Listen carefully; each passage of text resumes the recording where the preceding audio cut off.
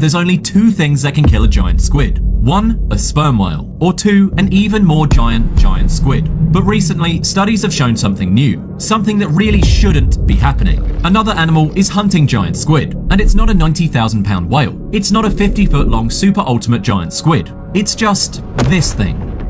To understand just how absurd this matchup actually is, you have to understand what a giant squid actually is. If you're picturing a normal squid but scaled up a bit, stop. The giant squid is genuinely dangerous and is by no means some sort of gentle giant. They can reach lengths of over 40 feet and they weigh hundreds of pounds. And instead of being like normal squids, they have weapons. Every single giant squid has two massive tentacles that are lined with hundreds of suction cups. But instead of being normal suction cups, the inside rim of every single sucker is lined with serrated rings of chitin, which is the same hard material that makes up insect shells. When a giant squid is grabbing you, it's less suction and more physically ripping into your skin. This is going to do a bit more than tickle. After it grabs you, it'll use its solid beak to cut you in half. And then we have the swordfish. A swordfish has no armor. It doesn't even have scales. Its skin is completely smooth. It doesn't have claws, it doesn't have tentacles, and it doesn't have a giant crushing bite. It's essentially just a very fast tube of meat with a pointy bone sticking out of its face. If you look at the raw biology and the physical tools each animal has, the swordfish has absolutely